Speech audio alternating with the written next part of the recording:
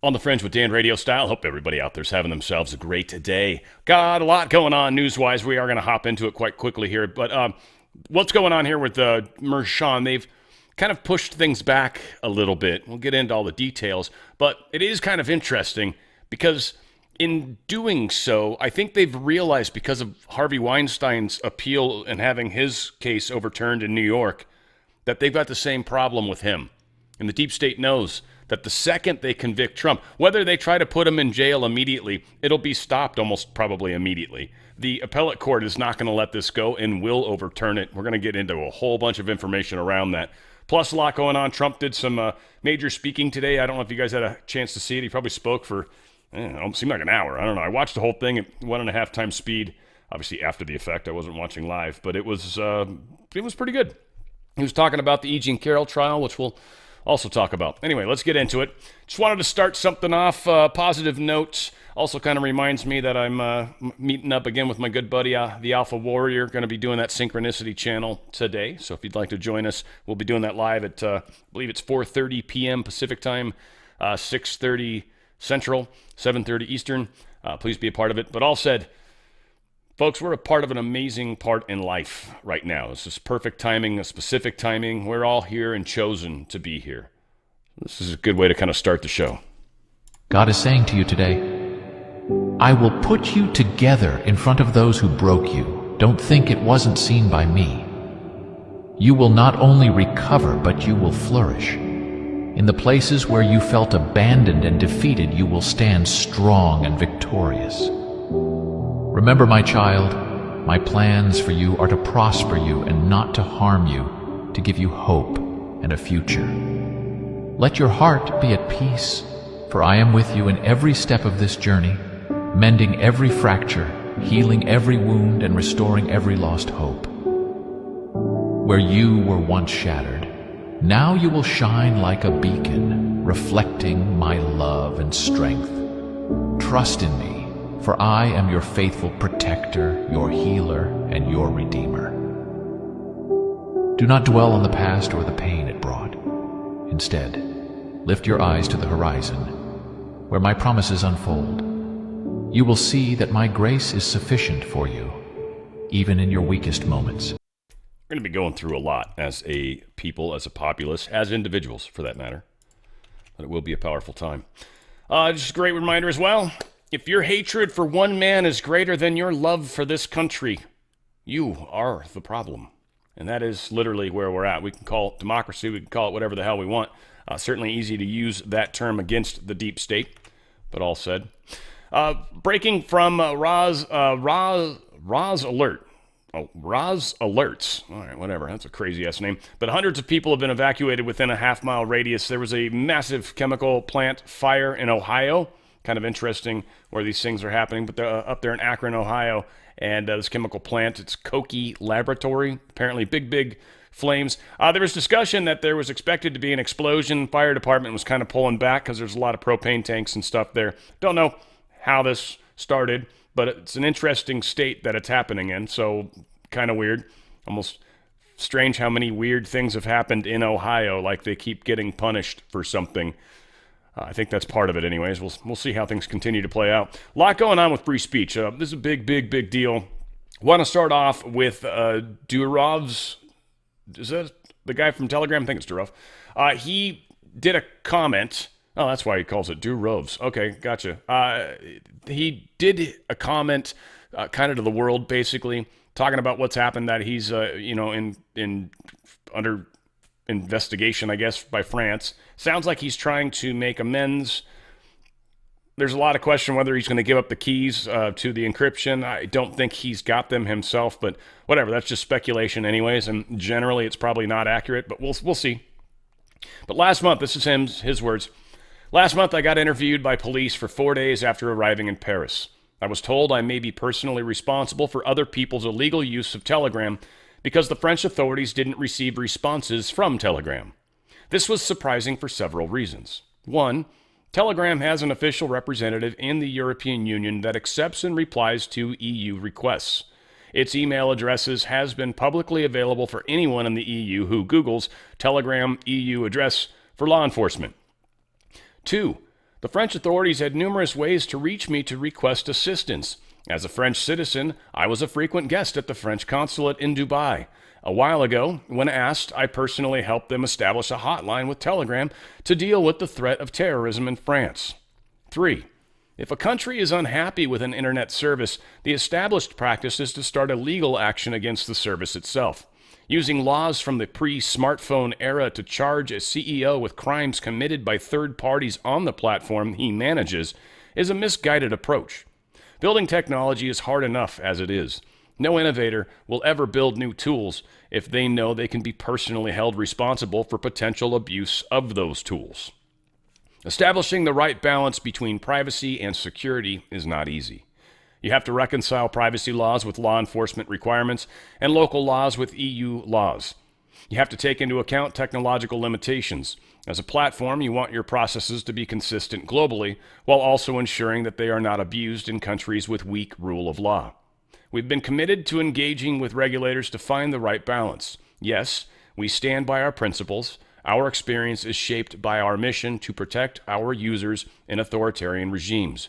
But we've always been open to dialogue. Sometimes we can't agree with a country's regulator on the right balance between privacy and security. In those cases, we are ready to leave that country. We've done it many times. When Russia demanded we hand over encryption keys to enable surveillance, we refused, and Telegram got banned in Russia. When Iran demanded we block channels of peaceful protesters, we refused, and Telegram got banned in Iran.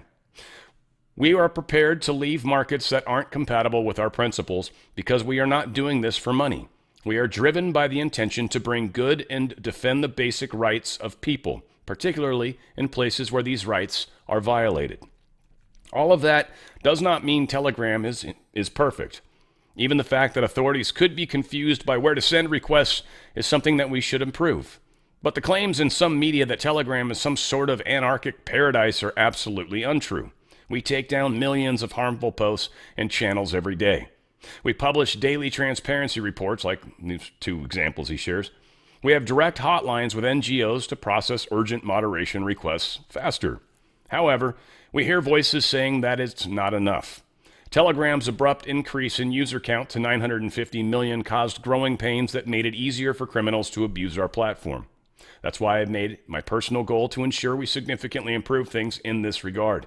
We've already started that process internally, and I will share more details on our progress with you very soon. I hope that the events of August will result in making Telegram and the social media network industry as a whole safer and stronger. Thanks again for your love and support. So Durav is sharing with us what he's trying to do, and what he says is pretty straight up. And France can't really arrest him for it. If they want to stop the use of it in France, then that's their option as well. But to control a company that has clients in other countries and other states, if you will, is kind of asinine. It's funny that this is the big push they're doing right now, too. That's the thing we've got to really keep in mind. So Telegram CEO Pavel Durov has pledged to implement a fresh approach to the app's moderation strategy. Again, trying to work with them, but without having to compromise what makes Telegram so special. Now, Dan Bongino is right, and this is a warning to all content creators. I think there's a decent number of people that listen to me that create content. Be very careful who you talk to, who you get information from, especially emails and things along those lines, especially people that wish to gift you things.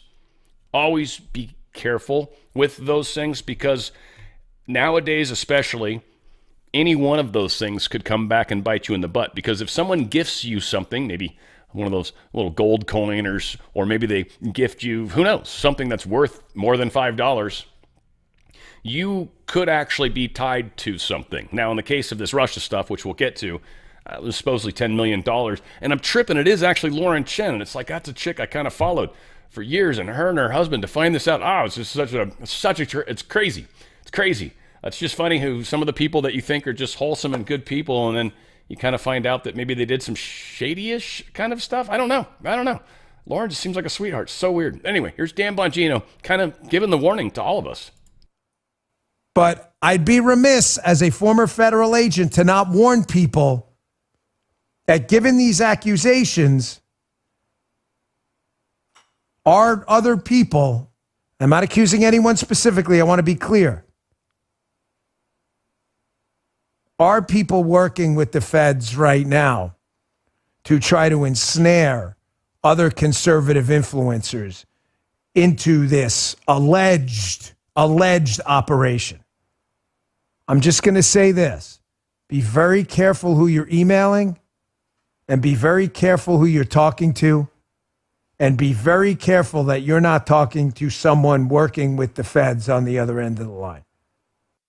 And he's right. And this is the thing. Like, a lot of people just kind of, especially when you first get into this, I was kind of hardened because of my experiences in radio. I had a stalker and everything. So that's kind of why I'm really weird about it, because I've had a stalker. It's pretty crazy. So I'm super cautious, in fact, maybe even to a fault. But a lot of people just tend to trust. They're good. They said they were good. So, of course, I trust them. They're some of my best friends I met on the internet, on the email. And it's like, you know nothing about who they actually are. And you should never assume they're telling you the truth. Nobody does. Come on, go to a dating site just for a moment. If you can find a picture of the individual that's somewhat recent compared to what they claim or what image they're showing, it's just funny. We lie.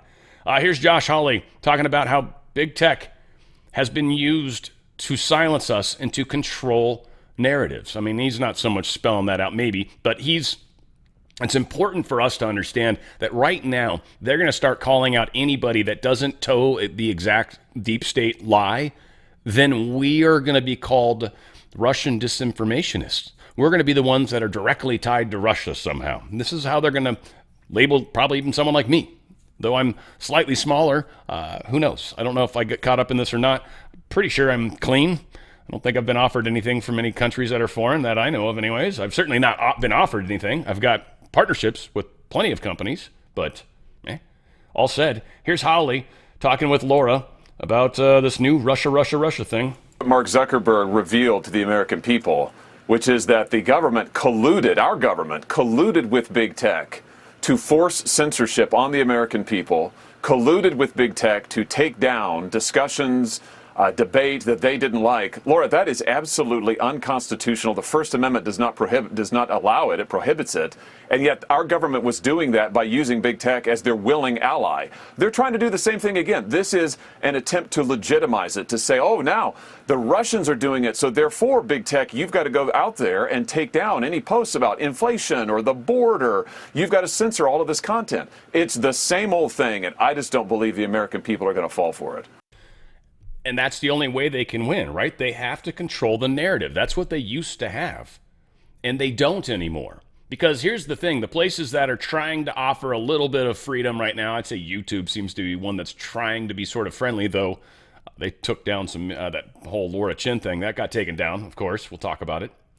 But they want to control the narrative. They can't have people saying what we're saying. And since they can't shut down these free speech platforms because they are trying and it's not going quick enough for them or at all, so now they've got to try to go after us for free speech, saying that what we're saying needs to be silenced, which is completely against the First Amendment. We've got people talking about that as well.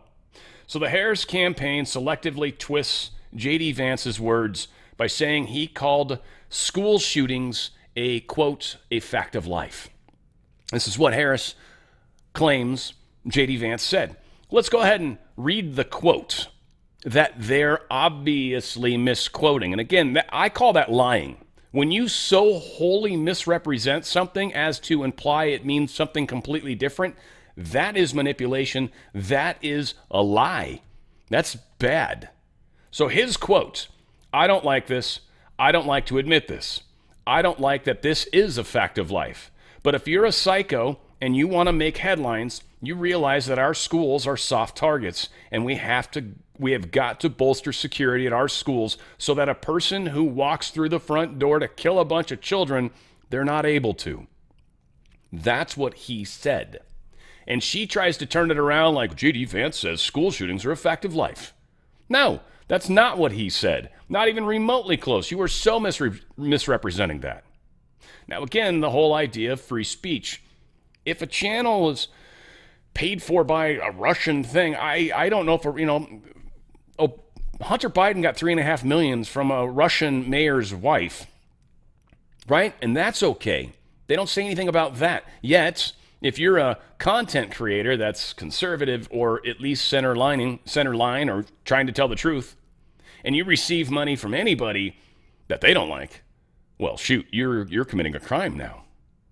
So the YouTube channel for Tenet Media, as well as 4 other channels belonging to its founder, Lauren Chen, which added up to well over 1 million subscribers, have been terminated by YouTube following yesterday's indictment by the U.S. Justice Department, which alleges that both Lauren and her husband knowingly accepted over $10 million in funding from foreign agents linked to the Russian government while pushing media personalities on Tenet, including David Rubin, Tim Pool, and Benny Johnson, into producing pro-Russian content. This seems very strange. I don't know Lauren's side of this at all. I think she's a sweetheart. I mean, I don't know anything. I don't know what this even means that they got $10 million, but apparently the government is somehow going after them with some sort of lawsuit, which is like, wow. So they're shutting people down. They're desperately trying to shut some of the big people down. I mean, Tim Pool's huge.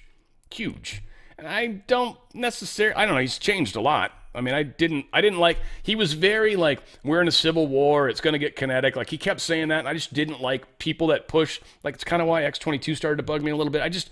And again, he's great. I'm not trying to rip on him. It's just, I don't like it when narratives continually are pushed. I understand the power of what they're doing, and it also bothers me when they're wrong. And so again, it's frustrating, I guess, is all I'm saying to someone that's trying to help move the path in the proper direction, whatever.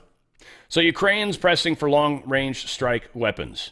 They want to escalate the war. Now, again, this is the funny thing in my mind, because Democrats right now are pro-continuing to support Ukraine. Now, I'm going to admit, the propaganda bullshit they feed them is that, but if we continue to support Ukraine, it's going to force Russia to the table, and they're going to have to talk to Ukraine because they need this war to end, because it's hitting them in the heartland. It's hitting them in Moscow.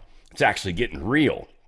But here's the thing is, Ukraine, you're not capable of doing that yourself, and you're not part of NATO.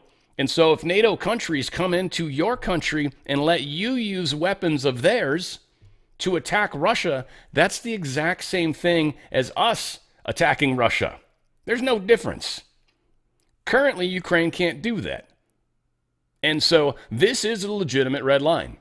And right now, we're finding out that the Biden administration, though I'm doubtful he's even around, I think something happened to him already. There was that rumor when he was in, I want to say, Nevada, and they were clearing out a bunch of streets to try to get him to the hospital, but they ended up doing something different, supposedly. Again, then they come out and tell us some crap statement, and we're supposed to believe them. They lie constantly. They constantly lie. So this is going to be their push. And anybody that says anything against what they want you to say, which is, you got to support Ukraine no matter what, anybody that says anything other than that is going to be considered a Russian disinformationist, somebody that's working with Putin. They're going to call us all sorts of names. I'm fine with it. I don't care. I know my family more or less hates me right now. They hide it well. They love me, they say, but, they're disappointed in me. There we go. Let's put it that way. So this is an interesting post as well. The U.S. has detected increased Russian military activity around key undersea cables and believes Russia may now be more likely to carry out potential sabotage operations aimed at disabling a critical piece of the world's communication infrastructure, two U.S. officials told CNN. What this translates to is somebody in the deep state /CIA /MI6 or whatever are going to cut some undersea cables and blame Russia. Whenever they put the story out like this in advance, it's because they're about to do it and they're going to blame Russia. Now, again, anybody that doesn't agree with that is going to have their channels shut down or whatever. This is where it's at. So Russia is not, or has put increasing emphasis on building up a dedicated military unit which deploys a formidable fleet of surface ships, submarines, and naval drones, according to one of the officials. The unit, the General Staff's main Directorate for Deep Sea Research, is known by its Russian acronym GUGI. We are concerned about the heightened Russian naval activity worldwide and that Russia's decision calculus for damaging U.S. and allied underseas critical infrastructure may be changing. Now, again, if they want to escalate the war, why wouldn't I'm not trying to say it's okay. What I'm trying to say is the war's got to stop. I don't want to see any more people die. And again, it's funny how the Dems are okay with Ukraine killing themselves and more Russians, and it's okay to support that. Can't support Israel, though, because, we need to stop that war because Palestinians. Again, it's just so funny how the left is just out of their minds. They're completely opposite from who they used to be. And we'll see when this all plays out, and then they blame Russia for everything. They're going to blame Russia for everything. And Iran. Well, actually, no, they're not blaming Iran. That's something Trump was bitching about, right? Because they're like, dude, Iran's like trying to hack us. And then we've got China that's totally needs to be blamed, and they're just being left out completely. This whole thing's a mess. Navy Secretary broke the law by voicing views against Trump, essentially, and get some positive words for Biden. Yeah, he's not supposed to do that. That actually breaks the Hatch Act, I think it is. So, yeah, he's not allowed to do that. He kind of got popped up for it. I don't know what's going to happen, but yeah, agency said Del Toro's comments, which were made before Biden dropped out of the presidential race, violate the Hatch Act, which prohibits U.S. officials from engaging in political activity while they are on duty, from using their official authority to or influence to interfere with or affect the result of an election. He's not allowed to say the things he said. So I don't need to get into the specifics of the words. I love this dude, by the way. I think it's Cullion Noir, I think is how you say his name. He is major Second Amendment guy, gets into a lot of the weeds with the legal stuff. Major gun guy, a bunch of great shooting videos of his. He's just, I don't know, I like the dude a bunch. He has some very strong statements, drops the F-bomb, I think, a few times, whatever. So prepare or skip. It's a minute 30. But I love what he's saying.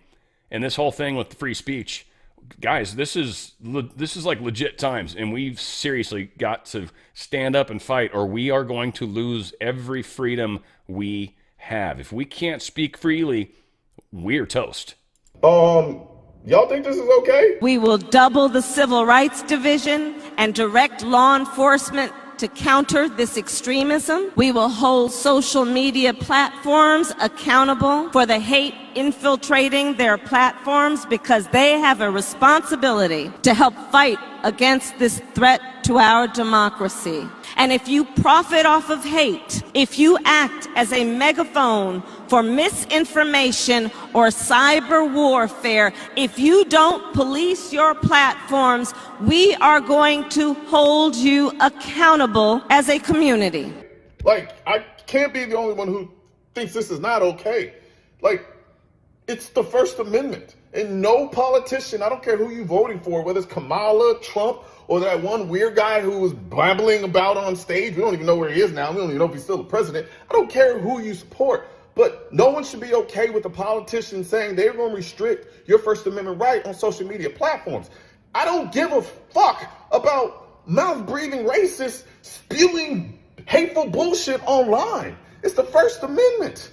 And for the people who are like, oh, no, it's a private platform, and your First Amendment doesn't account. Shut the fuck up. Yes, it does. Because this is a government telling a private company to censor people's First Amendment right on their platform. That is the same thing. What the fuck is going on in this country? Amen. 100% agree, right? Like, it's damn harsh, but damn. So AP put this out December 3rd, 2019. The headline, Kamala Harris ends White House bid, citing lack of funding. Well, as of September 6th, the same news rag, AP, Americans Propaganda, Harris raised $361 million in August from nearly 3 million donors, the campaign says. Now she's the best ever, because she's the least popular vice president, got 0 votes to get where she's at, yet she's making money hand over fist. Okay. All right. You guys, I got a bridge to sell you. You guys might want to try that out. I don't think it's Russian. I don't know. We'll find out. All right. So the Kobayashi letter put this out. Some breaking news, they say. The June and July jobs reports have been revised lower by a combined 86,000 jobs. The June jobs report was revised lower by 61,000 jobs, from 179,000 to 118,000. The July jobs report was revised lower by 25,000 jobs, from 114 to 89. This means that the July job numbers report was the weakest jobs report since the pandemic in December of 2020. Just wait until next month when we see the revisions in today's numbers. These numbers that we are experiencing right now indicate that GDP is probably going down and backwards, and they're trying to claim we're at 3% growth when we're finding out we've had all 818,000 jobs have been lost. That's 25% of all the jobs they claimed we had were lost. Nothing is quite as good as they keep trying to act like it is. Things are falling apart, folks. Falling apart quickly. Get out of their system. DRSlikesgold.com. DRSlikesgold.com. If you're in a 401k or an IRA, you're attached to stock, attached to dollars, get out. You can go sideways, tax-free, penalty-free into a precious metals IRA. Learn all about how you can protect your wealth, and actually the value of precious metals have gone up so fast and so much since earlier this year, literally March. So fast and so much, people are literally positive even when you take inflation into account. Only Bitcoin's the other asset that's doing that. No other assets are. Precious metals are a safe and protection place right now for where we're at as a country, as an economy. We've got a central bank that has to go. We've got a lot of problems. Get out of their system. Don't let them invest your money into DEI companies and all this other crap. Get out of their system. Take your riches and run while you can. Because if any of the corrections come and they're anything close to what some people are suggesting they might be, the range that they're saying is going to suck for your wealth a lot. DRSlikesgold.com. Get out tax-free, penalty-free. Transform it into precious metals. They put it in a trust. It's physical metals. And then when this collapse happens, that might be a good time to consider liquidating maybe back into something else possibly or whatever. Because, there might be some deals, but we got to see how these things play out. You want to get out and protect your wealth. We're going through heavy inflation and heavy, scary economic times. DRSlikesgold.com. DRSlikesgold.com. You can qualify for free silver, too, if you just want to buy precious metals. It's also an incredible company to do that. I've done that multiple times. Gold Cove's an awesome company. I love them. They'll answer all of your questions. Best customer service out there, hands down. DRSlikesgold.com. DRSlikesgold.com. Get out of their system before they get out of you. Okay, new Trump ad just dropped. This is pretty cool. Check this out. Everyday expenses have skyrocketed by double digits since Biden and Harris both took office. Since then, the burden of record high inflation has continued to push the limits for people across the country. The number of Americans living paycheck to paycheck jumped to 61%. Our domestic policy, economic policy, immigration policy, foreign policy, energy policy, law and order, all of it is downright dangerous. Americans are hurting. But we have to go forward now. The country needs a win in this. And there's only one person who can make that vision a reality. Donald J. Trump!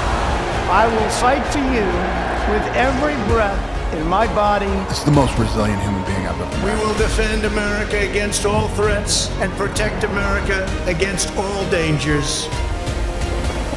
He brought manufacturing back to America. Small businesses flourish. He did what he promised. He put America first. You had a prosperity under Trump. People's incomes were going up. Not only did he keep his promise, but the results are there to show.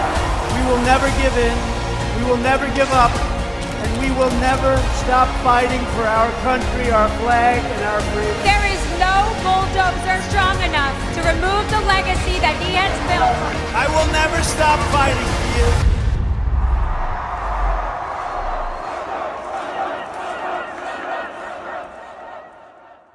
Thank God he's fighting for us, too. That's for sure. That is for friggin' sure. Okay, the following message. Sounds like another shooting happening, did happen. So this was Joppa Town High School, Hartford County, Harford County. I think they're, not sure what state this is. Connecticut, I think it is. But they had, I guess, an issue where two individuals in a high school came together to have a fight. One of them brought a gun to a not a gunfight and apparently shot the other individual. That gentleman or person or whatever has been sent to the hospital to hopefully hopefully he stays alive. I mean, he was at the time, I think he's still alive at the moment, but yeah, not good. Not good at all. Crazy stuff's happening. I know they're trying to use it against the Second Amendment. Again, we've got issues with safety at schools. They are soft targets. That's not a reason to get rid of guns. Sorry, it's just not. In fact, it's a reason to cause more security at schools, yes. Because getting rid of guns, we also know that the government's going to just take over. We know they want to take away our free speech. Like, the second that we don't have anything to protect ourselves, oh, and we got Venezuelan gangs taking over buildings. We'll talk about that.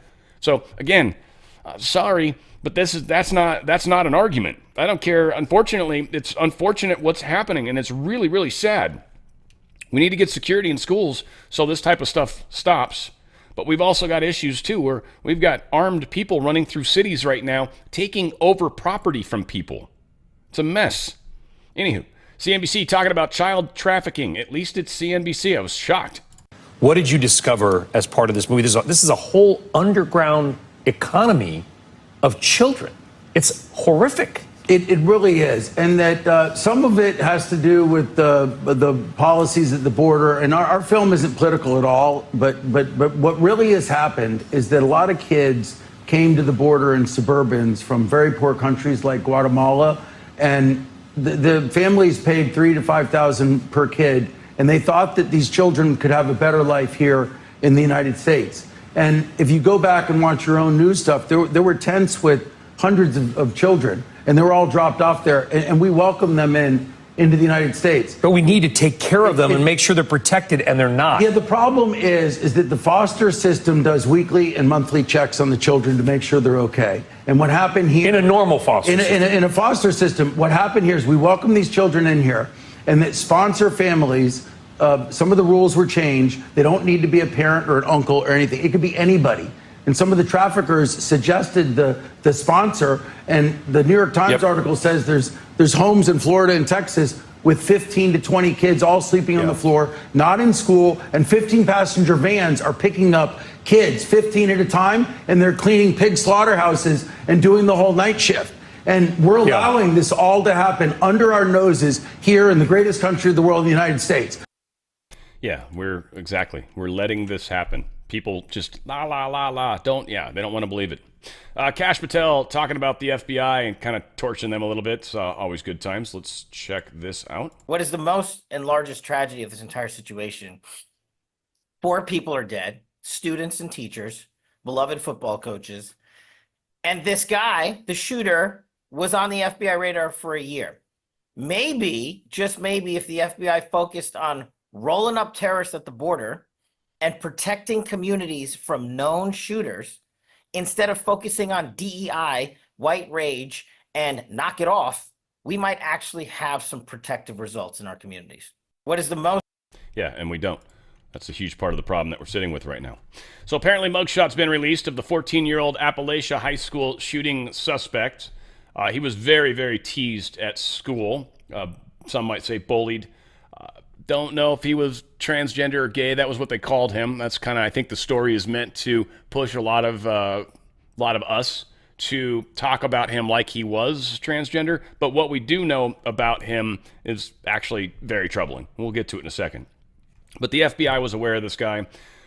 His father is who bought him the weapon. His father bought him for Christmas. Supposedly that happened shortly after the FBI had interviewed him, which meant he was already on their radar at that point. And then they can tell when a federal firearm is purchased by anyone, or possibly, especially, well, I don't know if it was gifted, which means it was probably still in the dad's name and given to the son, and then the son used it for a crime. Needless to say, dad's in a huge, huge world of hurt right now. But we're hearing all sorts of different information about this individual. Father of the Georgia school shooter suspect told investigators he purchased it. I told you that already. I think they came after him too. I don't know if I've got that pulled up in a minute, but we'll see. But here is Biden already endorsing gun control, of course, right? They, or whoever this is, they're already trying to tell us, how to handle this and what to do, and that these things keep happening too. We had the second one where someone just shot that kid out there in Connecticut or wherever it was. Let's ban assault weapons. My dad is a hunter.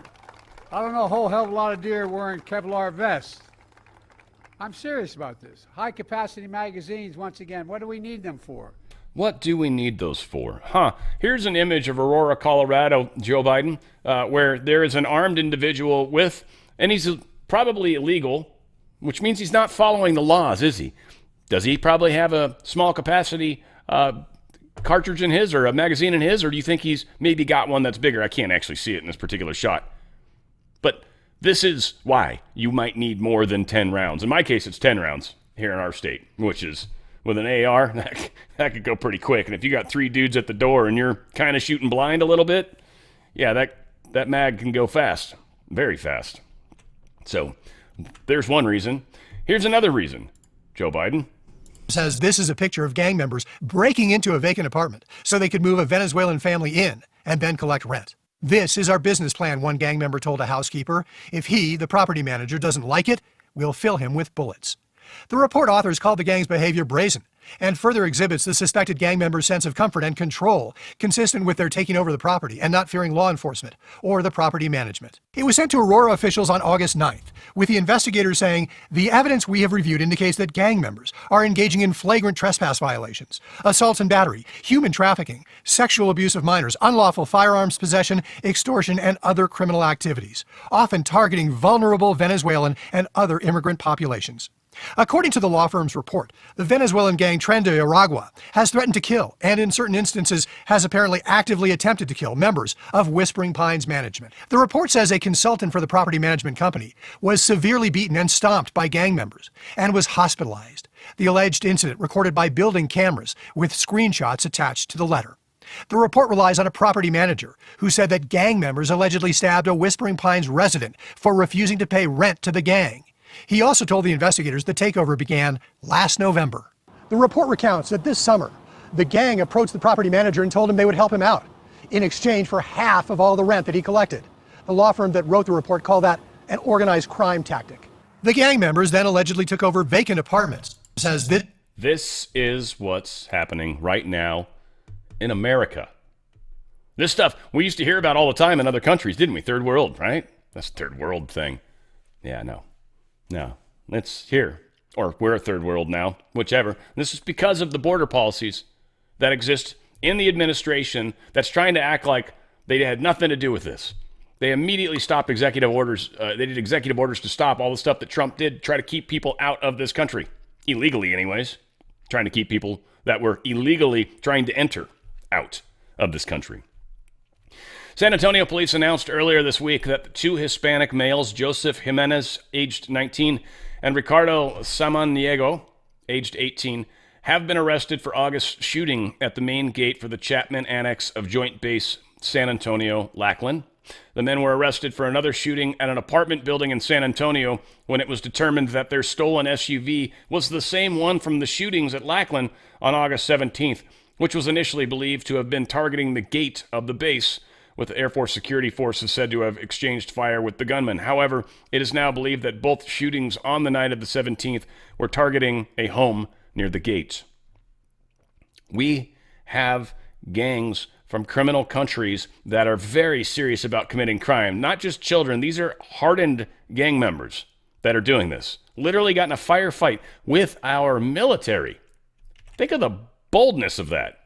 The father of the Georgia school shooting suspect has been arrested, charged for 6 students. He's accused of killing 2 students and 2 teachers with an AR-style weapon. 7 other people, 6 students and a teacher, were injured, being shot.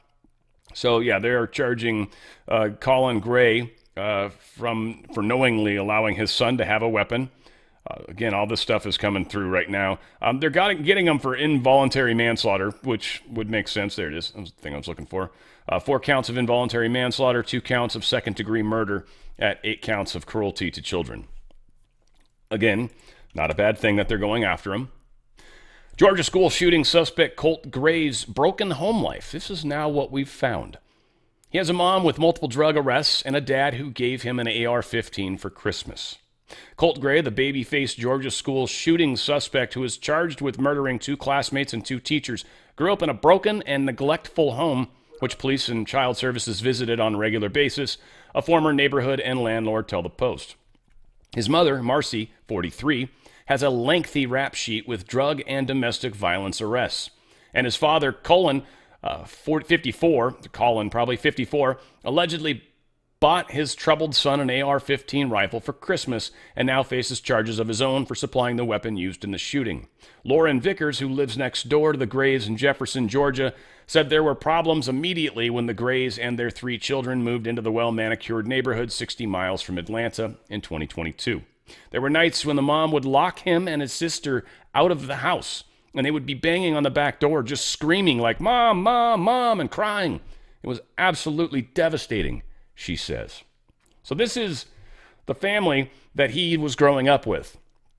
The FBI had him on their watch list. The FBI knew that the father bought a gun. I don't buy for a second that they didn't. And still, nothing. Now, again, was he being groomed? Who knows? I assume that, of course. Former Uvalde school police chief moves to dismiss his criminal charges connected to the massacre. He was charged with abandoning and failing to protect children. So we'll see where that case goes. I thought there was the former police chief charged with this botched police response at the Uvalde shooting, Pete Arredondo. He was on the site commander the day of the shooting, was arrested in June on 29 charges of abandoning and failing to protect. Former Uvalde School District Police Adrian Gonzalez was arrested on the same charges and also pleaded not guilty. Well, the new 8-page motion focuses on the overreaching question of whether Texas criminal statutes can be invoked to charge both Arredondo and Gonzalez. The Uvalde case represents the first time Texas penal laws have been used to file these types of criminal charges. So we'll see what's going on, but like they always like to say to us, we've got to protect the children, that's for sure.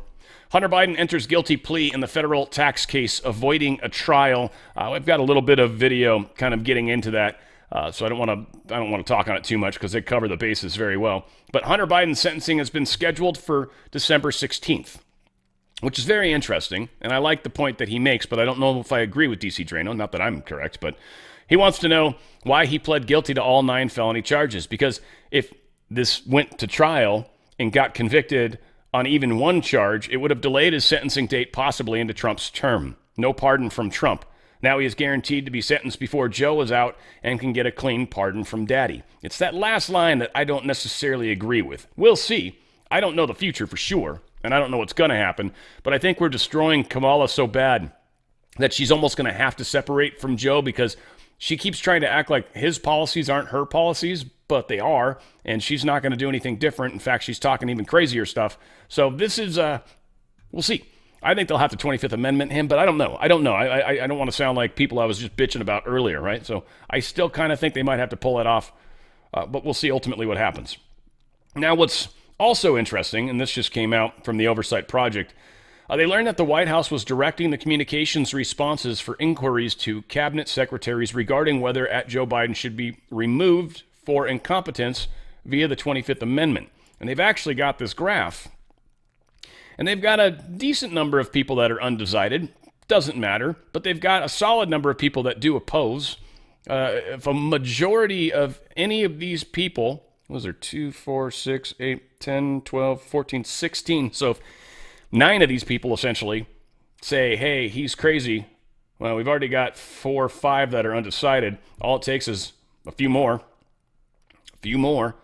Let's see, are any of these people energy? Jennifer Granholm would be easy to control. Probably education too.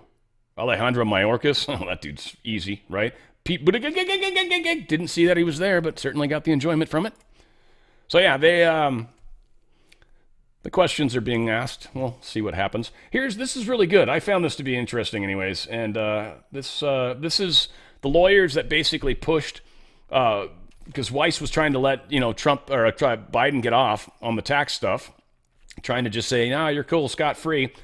Fortunately, that got pushed back. And these guys pretty much ruined their careers to push this case forward. And so it's pretty cool that they are able to kind of, they're able to talk about it and get their story out. Needless to say, here it is. So joining me now is Gary Shapley, an IRS whistleblower who was at the heart of the investigation into Hunter Biden, the president's son. And he saw something that he had not seen in his many years of working as an IRS agent, that a case that he felt had clear felony behavior was being slow-walked by his higher-ups. So he joins me, and Shapley's attorney, Mike Lytle, as well. Gentlemen, welcome back to the story. Good to have you here today. So first question, Mr. Shapley, for you is, what's your reaction to what you see here today? And what do you think about the fact that Hunter Biden, who you believed was guilty all along in this case, has decided, as late as today, I guess, that you were right? Well, Martha, ultimately, what happens in this courtroom today, or whether he was charged or not, was not the reason why Joe Ziegler and I came forward. We came forward because of what we saw DOJ doing and providing preferential treatment and political interference in this case.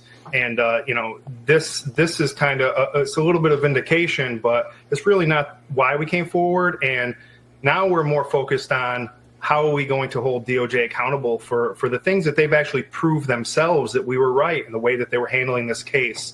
And hopefully there'll be some mechanism to do so. Yeah, it's such a roller coaster here, because now you have the Department of Justice, who was finally ready to move forward with these charges, put back on their heels today when he walks in the door and says, well, I'm going to say I'm guilty, but I'm not really guilty. Mark Lytle, what do you make of all this? Hi, Martha. It's a disservice to the American public, to be honest with you. When someone comes before the criminal justice system, the public needs to know whether the person's found guilty or not guilty. And to allow someone to come forward and claim innocence and then also resolve the charges, it's not going to end there. This case would proceed through sentencing process and beyond, where you would have a defendant saying he's always been innocent, and the judge allowed that to go forward, and the American public would not have any of the principles that are implied in sentencing, like deterrence to the general community, deterrence to the individual, punishment for wrongdoing. So it's really a disservice to the American public if the Alford plea is allowed to continue. It seems like it's another example of Hunter Biden just expecting that he should be treated differently than everyone else. Okay, well, I'll cop to a guilty plea here, but I don't want to walk around for the rest of my life, feeling like I did anything wrong. So that's what I want as part of this deal. Let me just put up, Mr. Shapley, Hunter Biden's alleged expenses here. This goes back to the period that you investigated as an IRS agent, and these things stood out to you as not legitimate, legal tax behavior. And it goes to expenses that were broken down. He received more than $1.2 million in financial support, and it was used to pay for various expenses, but he didn't choose to use that money to pay his taxes during that period. Tell everybody, take us all back. What really were the early red flags to you? And what happened when you raised these issues and said, I don't care about the name on the top of this return, but something doesn't smell right here? Sure, yeah. So Joe Ziegler, case agent, he developed this case, and it was based on a lot of data that we had internal with IRS. And as the case got assigned up in Delaware, it really became apparent very early on in early 2020 that they were not following the normal processes. We had search warrants that were ready to go. We had some other investigative steps we wanted to take. And each time it got close to some of these other things we needed to look at in this case, whether it be FARA or other charges, we just got pushed back at every single step we took. I took it internally to IRS senior leadership, and they ignored the issue. And then ultimately it required me to seek counsel and to go to Congress, which has been a help, and bring this stuff forward. And I think that the steps that DOJ has taken has proven that they didn't do the right thing in the first place. On May 15th, 2023, David Weiss's office was offering this defendant a non-prosecution agreement. And of course, that morphed into the sweetheart plea deal that fell apart. And ultimately, for this defendant to be charged for the gun charge and for the tax charges, the same tax charges that Joe Ziegler wrote up in his special agent report were charged. It goes to show that DOJ is proving that what they did initially was wrong, and it shouldn't have taken two of us to really ruin our careers to bring this forward and for the American people. I know that you testified that U.S. Attorney Weiss, David Weiss, who was, the top person on this. Basically, you went to him and he said, look, this isn't up to me. Like, this goes above my head, right? And he claimed that he never said that to you. Is he lying? Well, even in his testimony to Congress, he admitted that after the President Biden appointed United States Attorney in Washington, D.C., Matthew Graves, declined to bring charges there in D.C., that he requested that special charging authority. And he wouldn't say in his testimony that it was denied, but when you ask for something and you're not given it, you're denied. And then ultimately he had to go out to California to another President Biden appointed U.S. attorney. And Martin Estrada there, in his testimony, he says that the reason why he didn't want to partner with David Weiss was because of a personnel issue, a manpower issue. And it's just, with other cases the other cases that my group has in Central District, California, it's clear that it's not a manpower issue. Yeah. So, it was just political interference. As you claimed all along, this case was being treated differently because of who it was. And it's very ironic that now he's pushing for this guilty but not really guilty plea. And now the Department of Justice is saying, wait a minute, we have our big case that we want to bring against this individual, even though they kept sort of kicking it to the side of the road. And I just want to remind people on the way out here, Leslie Wolf, who was one of the people who was you and Mr. Ziegler say was just pushing you off this all the time. We're not going to go to the House in Delaware. We're not investigating there. Why would we shoot ourselves in the foot right before the midterm? She said, do not focus on political figure one in any of this, which of course was the president, Joe Biden, who has now decided not to run again. So Mark Lytle and Gary Shapley, thank you. You've always been good to us coming on for these stories as they have broken. And I appreciate you being here today. Gentlemen, thank you so much. Yeah, so again, a lot happening in the whole big picture of how they... So joining me now... Stop that. There we go. But yeah, it's crazy how that all played out. Crazy. Melissa Hallman put this out. Governor Tim Walz, Minnesota, of course, long promoted a Minnesota-based medical research center with a history of working with the Wuhan Institute of Virology in China. Yeah, the center in Walz's home state of Minnesota, the Hormel Institute, often collaborates on research with the WIV, the institute in Wuhan, where COVID came from. China at the center of the COVID-19 lab leak theory for over a decade. Walz has held meetings with the Hormel Institute and toured the research center, which was, let's remind everyone too, that he went to China multiple times, that he did his honeymoon there, or got married, in fact, on the anniversary of the Tiananmen Square massacre, because it was a good date to remember their wedding by. That's how this dude's mind works. He's as communist as it could possibly be. He is so corrupted, it's unreal. Experts warn Iran could have, or will have, who knows, a nuclear bomb before the next president even takes office. Good job, Joe Biden. You've let Iran have a nuclear weapon as well. U.S. requests investigation after U.S. woman was killed in the West Bank. I believe probably someone with dual citizenship. Her name I'll probably ruin, but Aysenur Egi? So not even having a chance there. No, didn't feel like it. Didn't feel it coming either. As soon as I started reading it, I knew it's going to be bad. Not going to go well. Yeah, so they want an investigation into this. They want Israel to look into it for us. Like, they don't even want to do it themselves or be involved or make any sort of weird, strong statements or no. Just, hey, can you look into it when you look into it?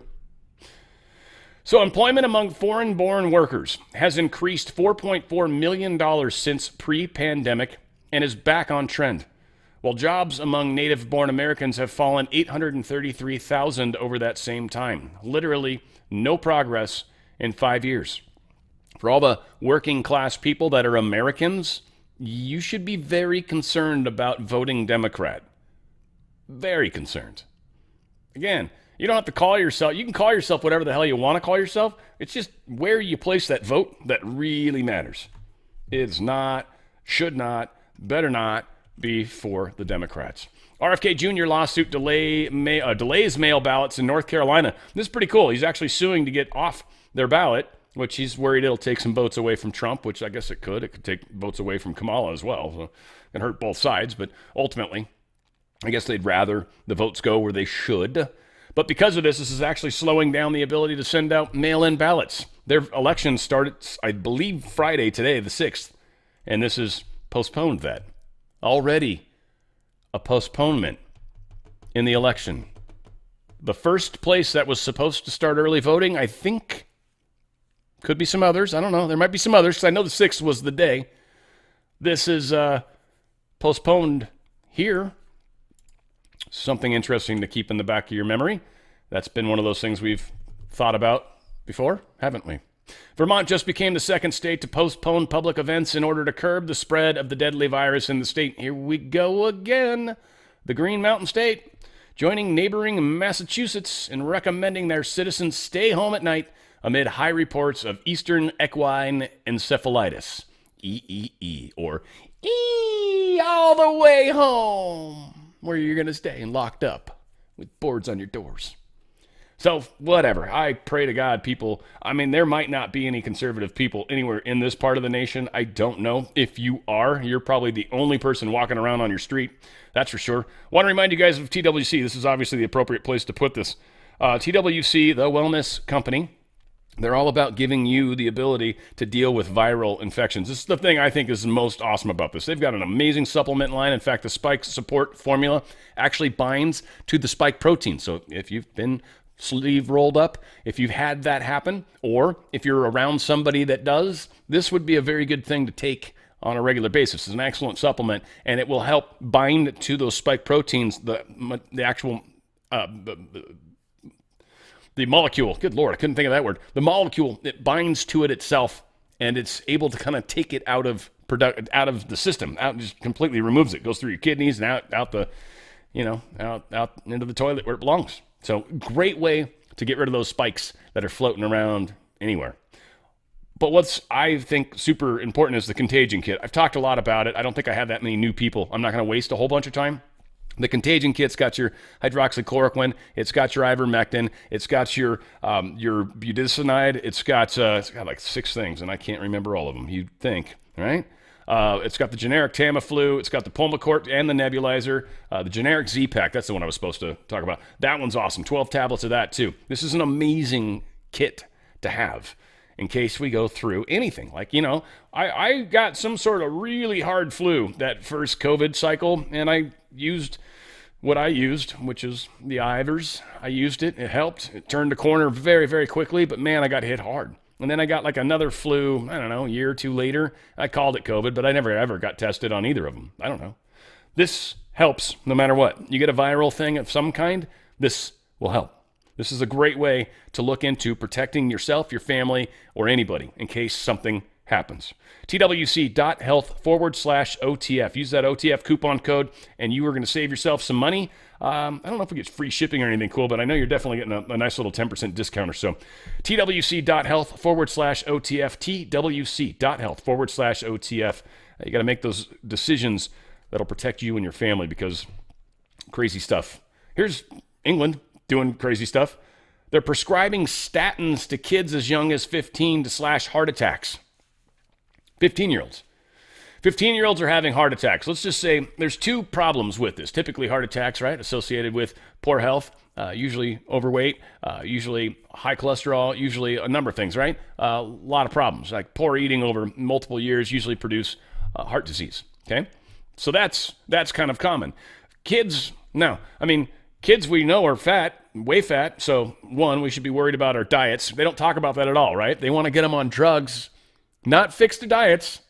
Where's RFK? RFK is going to love this kind of stuff because this is where he would fix the diet. He's not actually going to try to prescribe them meds. Are you nuts? They're 15. Not to mention the danger that statins do. Statins limit your body's ability to manufacture coenzyme Q10, which is why anybody that's on them has to take that as a supplement. That is necessary for the mitochondria in our cells to produce ATP. That's energy. That's how we make energy. That's how we metabolize, essentially. ATP is really metabolism in a nutshell. This is why people taking statins have higher rates of heart failure, brain fog, and overall sluggishness. So let's go ahead and load up our 15-year-olds with them. It is insane. But this is what people are approving right now. It's insanity, and that's for sure. All right, I got some stuff to cover with Trump for sure. Donald Trump's plan to defeat inflation, make America affordable again, and return the United States to explosive economic growth. It's just a lot. President Trump's going to immediately issue a national emergency declaration to achieve a massive increase in domestic energy supply. Just that's going to make a big difference. He's going to further defeat inflation. He's going to terminate the Green New Deal, and all funds that are still left over from Inflation Reduction Act will be pulled back. He's going to launch a historic campaign to liberate our economy from the crippling regulations. For every one regulation they are asked to add or need to add, they must remove 10 now.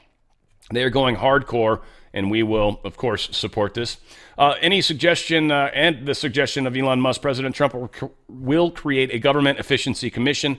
That's obviously the thing that Musk is going to work with to try to thin down the government, probably help figure out some of those 10 regulations that we need to get rid of, or the many that we need to get rid of. President Trump's going to make the 2017 Tax Cuts and Jobs Act permanent, cut taxes even more.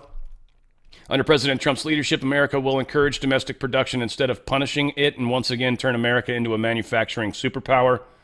President Trump's going to make housing much more affordable. As inflation is tamed, interest rates will fall dramatically, reducing mortgage rates back down towards 3%, saving the average home buyer thousands of dollars per year. Yeah, no kidding. And finally, with success of President Trump's plan to defeat inflation, make America affordable again, and reignite explosive economic growth, he will create America's own sovereign wealth fund to invest in great national endeavors for the benefit of all the American people. This fund will help build extraordinary national development projects, everything from highways to airports to the transportation infrastructure of the future. The United States will be able to invest in state-of-the-art manufacturing hubs, advanced defense capabilities, and cutting-edge medical research, helping save billions of dollars and preventing disease in the first place. This is the med bed stuff for all you guys out there that are like, when's that going to happen? That's what he's talking about. Part of it anyways. But advanced manufacturing techniques and buildings and just power and just everything that needs to be a part of that computing that goes into it. There's a number of things. Trump's doing all the right stuff, and he's definitely the people that we want doing that, right? Here's a Pennsylvania voter asking Trump a pretty solid question that I think we need to hear about. Mr. President, I want to thank you for coming and sharing your time with us today. Thank you, Deborah. What could you share that you've learned during the first time being in the Oval Office for those who are hesitant to vote for you now? So we need a strong president. And, you know, I actually think we had a very stable administration, but we were hit with this weaponization. We were hit to weaponize. They've never done this before. The weaponization, all of the different Russia hoax, all of the different hoaxes, and we won every single one of them. The most important thing, and I found it, and you could say this is true in business also, we have to get the right people. When I first went there, 2016, I had a lot of good people, I had a lot of good advice, but I put people in that in some cases were not what I really wanted, because I didn't know much about Washington. I was there 17 times in my whole life, and I wasn't in D.C. very much, but I got to know them, and I got to know them the hard way. And I know the good ones, the bad ones, the weak ones, the smart ones, the dumb ones. I know them all now. And the key, and we had great ones. I mean, economic development, we did so well. The military, we did fantastically well. We knocked out ISIS, 100% of the ISIS caliphate. We have some great people in the military, not the ones that you see on television, but great people. But a big key to running it is get the right people. You put the right person and the right group of people at the heads of these massive agencies, you're going to have tremendous success. And I know now the people, and I know them better than anybody would know them. So thank you very much. Thank you, Deborah. I love how personal he was with her, too. That's pretty cool. Just using her name and stuff like that. That goes a long way when dealing with people. Fun times. A bunch of stuff with the court cases and all the crap he's got going on. Judge Chutkan sets a new schedule in the election interference case against Trump. There's just a whole bunch of notable dates, but this pushes it off into November 7th when defendants will reply to all the above stuff as due. So that's just all the preliminary stuff. Will be well into post-election. So that's Chutkan. Judge Merchan will decide Friday, today, whether he was going to delay sentencing. We're going to get to that story. It's already been decided. I've already got the answer to you. I wanted to play this first, though, because this is a gentleman that is very capable and should be speaking on whether or not Mershon's case should be overturned. I think you'll appreciate what he says, because Mershon's screwed. Judge, you're recognized for 5 minutes. Members of the House Judiciary Committee, thank you for the opportunity to appear before you to discuss the criminal trial of former President Donald Trump, held before Judge Juan Mershon in New York County Supreme Court criminal term earlier this year. As you may be aware, I served as a criminal court judge in and for both Kings County and Bronx County, New York City, from 2005 to 2014. For 5 years of my term, I served as a night court arraignment judge in Kings County, where I was designated an acting Supreme Court justice. Before my election to the bench in 2004, I served as an assistant district attorney in Bronx County and as a criminal defense attorney. Although I never tried a felony case as a judge, I tried a number of felony cases as defense counsel, including homicides, child molestation, drug sales, etc. I was involved in all phases of criminal litigation for approximately 30 years. I have sat in all 3 seats, prosecutor, defense counsel, and judge. I do not personally know Judge Juan Mershon, but I am intimately familiar with New York County Supreme and Criminal Court, having spent most of my career in those courtrooms. Based on my experience, I can tell you in no uncertain terms that former President Trump did not receive a fair trial from Judge Juan Mershon. In fact, if the Court of Appeals is fair, and I believe the court will be fair based upon the reversal of Harvey Weinstein's illegal conviction, Donald Trump's conviction is assured reversal, a reversal that would be premised upon the fundamental errors committed by Judge Juan Mershon. If I may be blunt, Donald Trump was railroaded, and Juan Mershon was the driver of that train. For the purpose of this statement, I would like to concentrate on the most glaring problems presented by Judge Mershon's conduct of this trial. I believe the following. 1, the indictment was legally insufficient, and Judge Mershon should have dismissed the indictment before trial.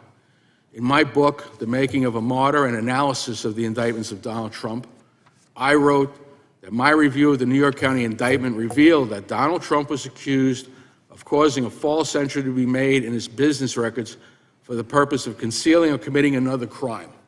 What other crime? The indictment does not say. Simply put, how was former President Trump to prepare a defense if he is not informed of the other crime he intended to commit or conceal when he allegedly falsified his business records? Judge Mershon was obligated to dismiss an indictment that failed to identify the underlying crime. Number 2, the failure to dismiss the indictment led to charges being added during trial that were not included in the indictment. In doing so, former President Donald Trump was not given a fair chance to prepare a defense to these added charges, thus depriving him of his right to prepare a defense. This was a violation of Donald Trump's right to fundamental fairness and notice of the charges he faced prior to trial. Further, the jury instructions given by Judge Mershon were illegal in that they included these additional charges and allowed for a non-unanimous verdict. A non-unanimous verdict is unprecedented in any felony trial in American jurisprudence, and recently, the U.S. Supreme Court reiterated the necessity for a unanimous jury verdict in the case of Erlinger versus United States. Number 3, Judge Juan Mershon made unconstitutional and prejudicial rulings that impacted Donald Trump's ability to present a defense, and that he allowed the prosecutor to use civil penalties and uncharged sexual assault charges against Donald Trump where he had testified in his own defense. This deprived the former president of his right to present evidence in his own defense and was the very basis for the Court of Appeals reversal of the conviction of Harvey Weinstein earlier this year. Number 4, Judge Mershon should have recused himself from presiding over this matter based upon the appearance of impropriety in having contributed to political campaigns regardless of the amount, and based upon his daughter's political activities, regardless of the ethics opinions he received which absolved him of any actual unethical activity.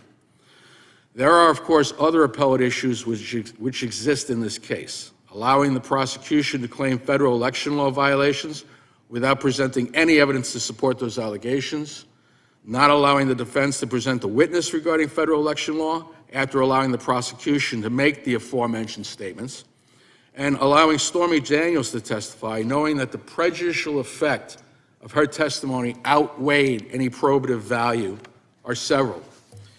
It is my belief, however, that the ones I have outlined are the strongest issues to be presented on appeal.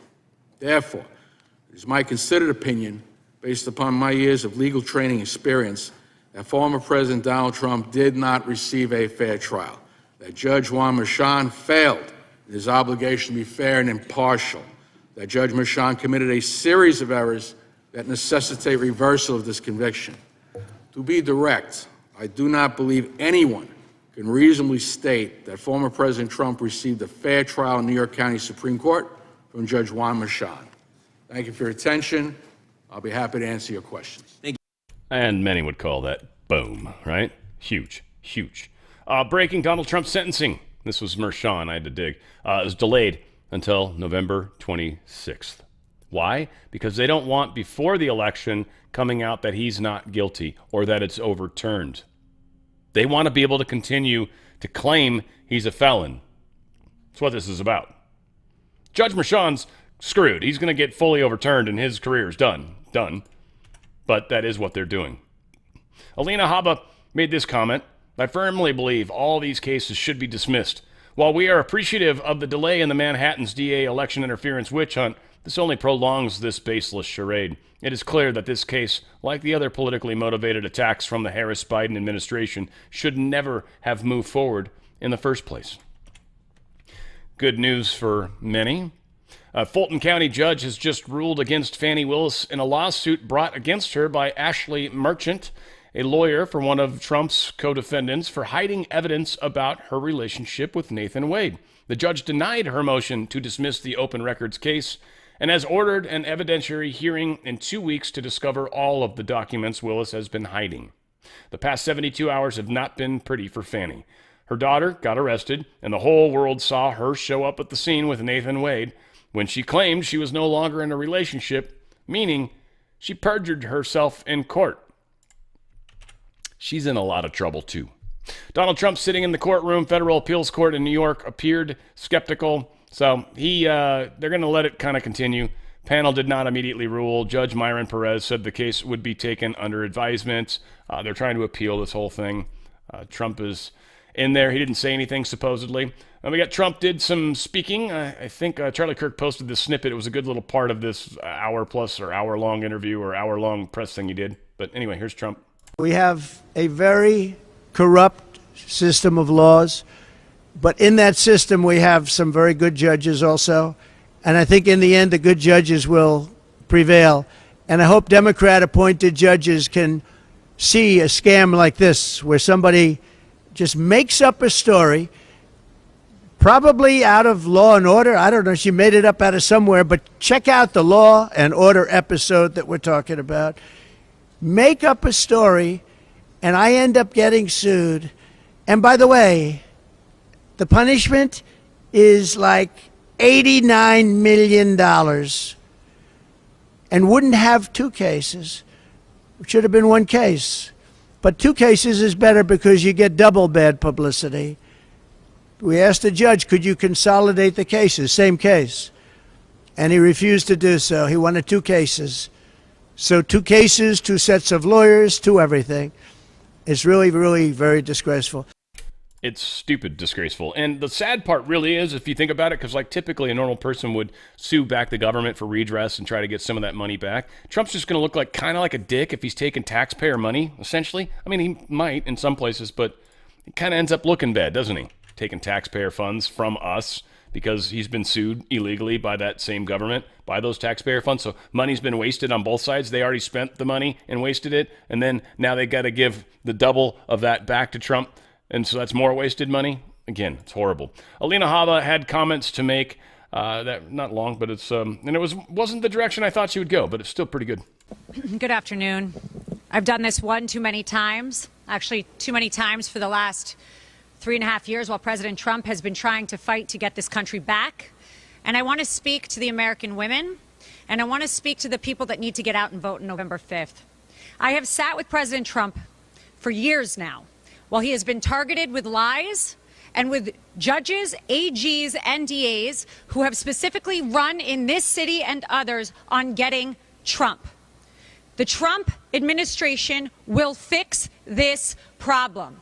We will stop Kamala Harris's regime, because she was there, let's not forget that, and she still is, of using officials from the White House, putting them in DA's offices, in AG's offices, and attacking your political opponent. And this country deserves better than this. We do. We should not be sitting here at a press conference talking about this. We did this in 2016, and every woman had no reports. They come out when it's election time. And as a woman who has stood with President Trump, who has spent extensive time with President Trump and with his beautiful family, I will tell you, that is not President Trump, and I completely am disgusted by what I have seen happen to this person, his family, and the Trump organization that we stand in right now. You must vote Donald Trump back in, because as an attorney, as a woman, as a mother, our future of this country depends on it, and we need to stop this from happening. The DOJ is supposed to help our country and protect us, not attack us, because you cannot win in the polls. Thank you. Yeah, it's insane what's going on. I mean, it's just, right, when you think about how jacked up the world is right now, it is so friggin' crazy. U.S. government indicated for the first time on Wednesday that it may file a claim against the owner of the ship responsible for the March collapse of the Francis Scott Key Bridge. Remember, Biden just wanted to pay for it, It was like, why don't you get the insurance companies involved? Get them to pay for whatever needs to get paid for. And you can start that, and you can pay it, and at the meantime, you can start building it, whatever, like he did. But so at least they're deciding to finally go after him. That's a step in the right direction. Over the course of President Joe Biden's time in office, an anti-Israel group that receives large checks from Democrat mega donor George Soros has seen its top staffers score 60 trips to the White House for high-level meetings, according to records. Since 2021, there's been 60 trips by these special Soros people going to visit and talk to Joe Biden. This is part of the deep state, and Soros is definitely part of that controlling arm of the deep state. Remember that. That's where the money goes, the control goes. That's how the game's played. A federal appeals court on Friday upheld the obstruction conviction of a former U.S. Capitol Police officer who urged a January 6 rioter to erase incriminating social media posts and later deleted evidence of his own attempts to warn the rioter. It was sad because this cop was like trying to do a friendly to someone and like, dude, remove those pictures online of you in the Capitol. They will come get you. He's like, don't do it. And so because he told them to remove evidence, even though there's never really removed, they busted him. This is the way the game plays. Folks, you got to be really careful how you step forward as an individual. There's a lot at risk, and they will come after anybody that is trying to demonstrate and show and prove that they're lying. This is a very interesting time, and we'll see who feels comfortable or who, well, you never feel comfortable, but who rises to the occasion. Ultimately is what we'll find out. Google loses the search trial, but plans to appeal. The judge found them guilty of a monopoly on the search engine. The fact that they pre-install it on certain phones and everything like that. You have to go to lengths to change that. So Google got busted for that. They're appealing, of course, so we got to let this go through the proper channels. But this is I don't think Google wins this in the end. This is, again, part of bringing down the 666 empire. We've got a lot happening and a lot to do, obviously. And just something, I don't know, I got some ladies in my audience. I don't know if you know this. Apparently, guys, these are tampons for gentlemen out there that are like, what the hell is that thing? Looks like a finger with a string coming out of it. That's not a finger. I don't think they enjoy it when it's going in there, frankly. It's not fun for them. A good amount of mass-produced cotton is genetically engineered, and since it's not a food crop, more pesticides can be sprayed on it than others. Cotton is grown on only 2.5% of the planet's agricultural land, yet it accounts for 16% of all insecticides used worldwide. Holy crap. It's also heavily bleached during the process. So yes, cheap big box hygiene products will probably have metals and other contaminants in them. Also think of cotton used to make clothing and textiles and possibly even Q-tips. I don't know, I hope not, because I think those are probably somewhat sterile because of what they're typically used for. All said, isn't it weird lawmakers prioritize this over a myriad of other toxic products in our stores and pharmacies? I mean, I kind of agree, but I don't know. I mean, they're all bad, but at least we're bringing some attention to this, and I guess the fact that the FDA is even involved is strange. I want to remind you guys just to the truththread.shop. It's the merch store. Got a lot of great stuff. We got a new shirt that's coming out soon for 9/11.